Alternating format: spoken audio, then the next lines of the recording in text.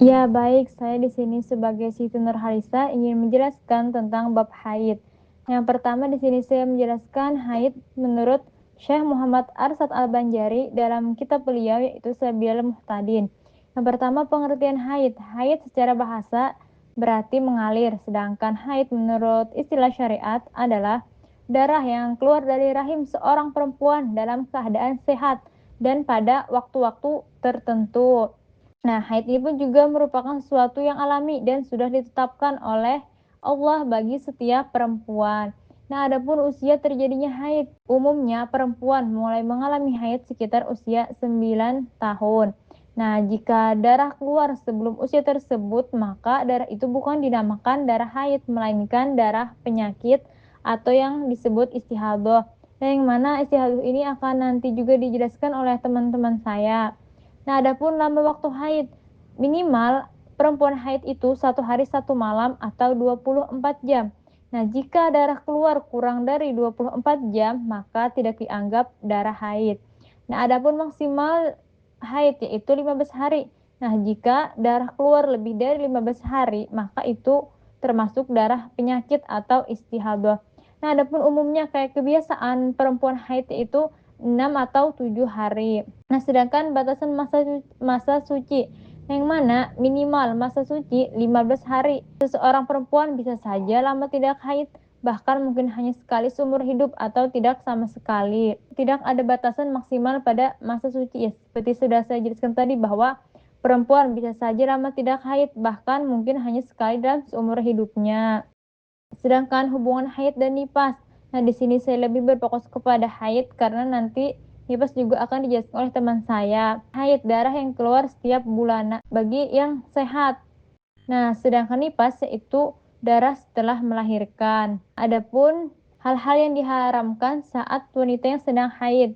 Jadi perempuan yang haid tidak diperbolehkan melakukan ibadah, misalnya seperti sholat, puasa, tawaf, sujud tilawah, sujud syukur, menyentuh Al-Quran, berdiam di dalam masjid.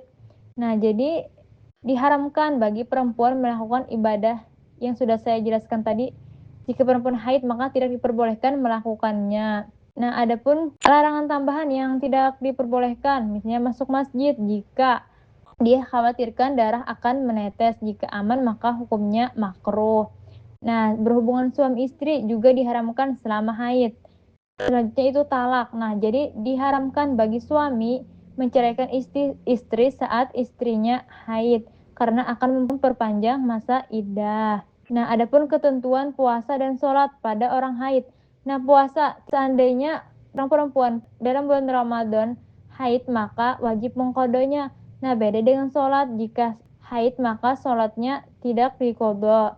Nah, selanjutnya saya akan menjelaskan tentang perbedaan 4 mazhab hukum perempuan yang haid membaca Al-Quran. Yang pertama yaitu menurut mazhab Maliki.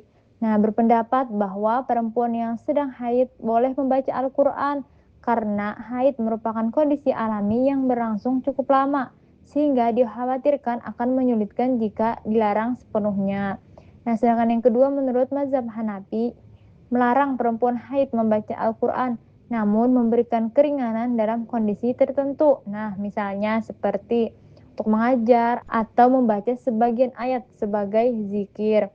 Nah, sedangkan menurut mazhab Syafi'i yang mana berpendapat bahwa perempuan haid tidak boleh membaca Al-Quran sama sekali dengan niat tilawah.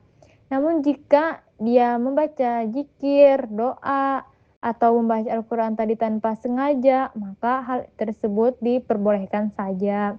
Nah, selanjutnya menurut mazhab Hambali, yang mana juga melarang membaca Al-Quran saat haid, tetapi memberikan dispensasi atau keringanan dalam keadaan darurat seperti takut lupa hafalan atau kebutuhan belajar.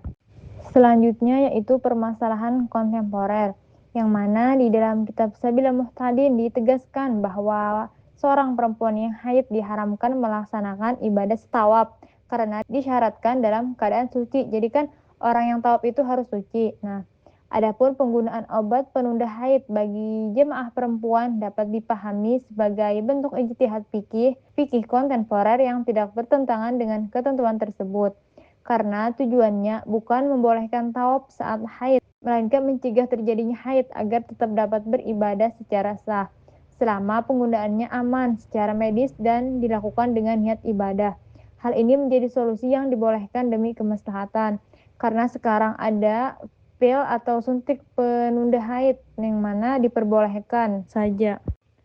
Nah, jadi kesimpulannya yang dapat saya sampaikan hari ini yaitu bahwa haid merupakan ketetapan alami bagi perempuan yang memiliki konsekuensi hukum dalam melaksanakan ibadah.